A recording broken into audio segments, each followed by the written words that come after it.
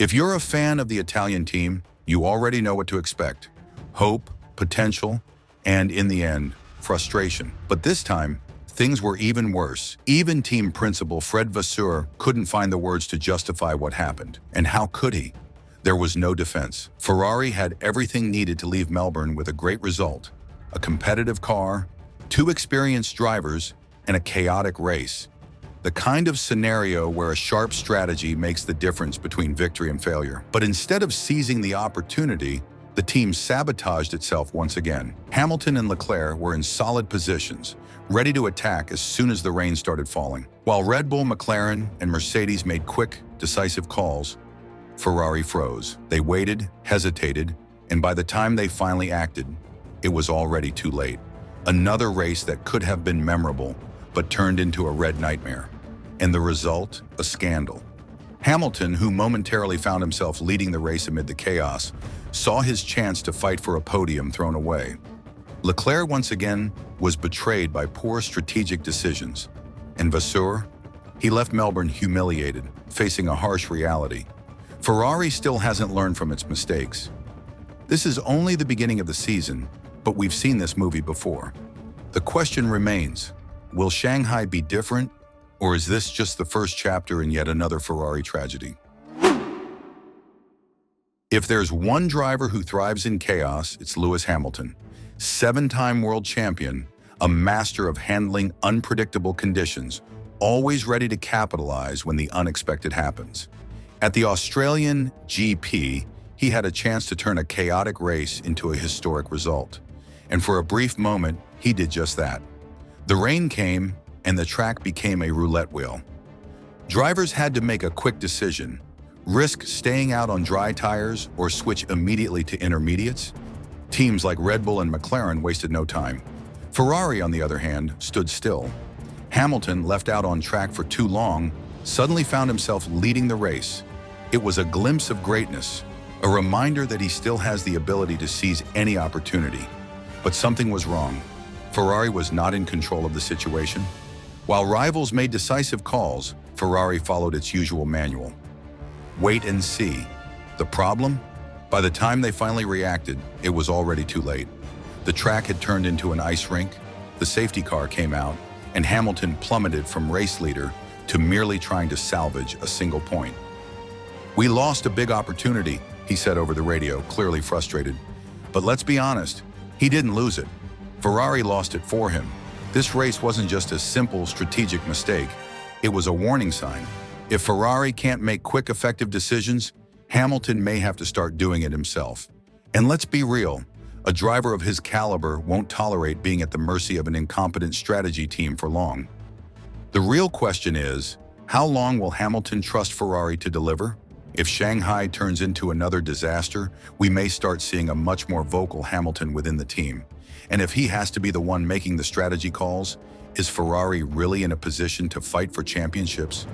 Hamilton's patience has limits, and after Melbourne, that limit may be approaching fast. If Hamilton was frustrated, imagine how Leclerc felt. A driver who lives and breathes Ferrari, who has endured the highs and lows with the team, but who seems destined to always be let down by poor strategic decisions. And at the Australian GP, it happened again. What could have been an impressive recovery turned into yet another disappointment. Leclerc started the race well, but made a mistake at turn 11, losing several positions. That was on him. But what happened next was 100% Ferrari's fault. With the chaos of the rain, he managed to recover, putting himself in a position where a well-timed pit stop could have salvaged his race. But just like with Hamilton, Ferrari hesitated. While Red Bull, McLaren, and Mercedes made the right calls, Ferrari chose to wait. And what happens when you wait on a rapidly changing track? You lose everything. Leclerc was left stranded on dry tires while his rivals were already on intermediates. And when Ferrari finally decided to act, it was too late. The time that could have been saved with a smart pit stop was lost, and Leclerc's race was flushed down the drain. And you know what's most frustrating? The SF25 isn't a slow car. It showed pace in practice, and even in some parts of the race. The problem isn't the machine. The problem is the people making the wrong decisions at the wrong time. Ferrari isn't slow on track, but it's slow in decision-making. Always one lap behind. One lap behind in reacting to rain. One lap behind in calling their drivers to the pits.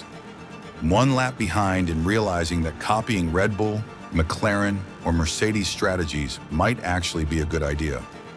Leclerc is in his 6th season with Ferrari. He has already proven he can win, that he can fight for championships. But the big question is, how much longer will he put up with seeing his talent wasted by a team that simply refuses to learn?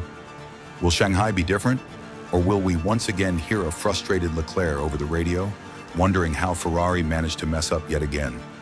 If something doesn't change soon, Leclerc's patience may not last as long as Ferrari hopes.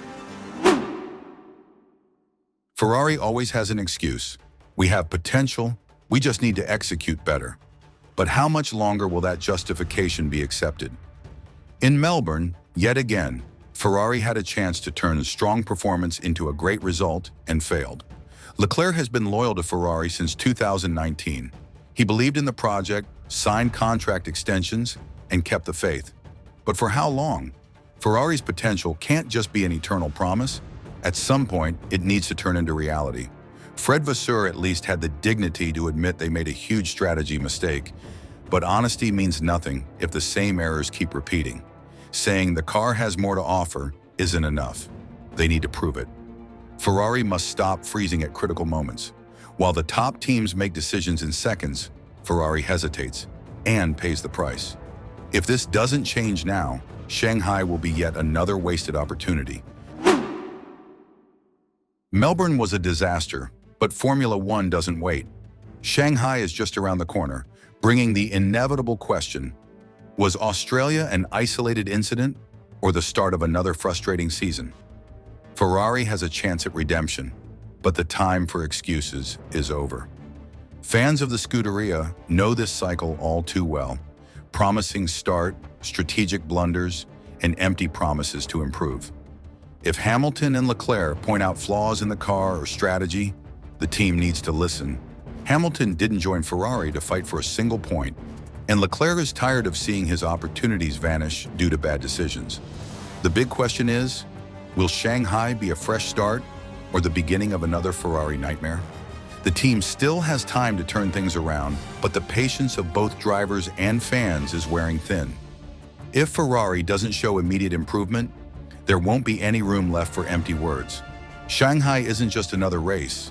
It's Ferrari's moment to prove they can still compete at the top, or just another chapter in their long, painful history of disappointment.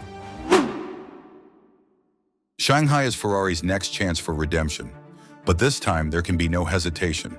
If the rain comes, they must react immediately. If the drivers say they want to pit, they need to listen.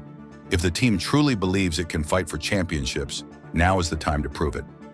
The good news? It's only the first race of the year. The bad news? We've seen this movie before. And you, Ferrari fans, do you still have patience? Let us know in the comments below, leave a like, and subscribe to Paddock Insider so you don't miss anything this season. Let's follow this journey together and see if Ferrari finally wakes up, or if we're in for yet another year of empty promises.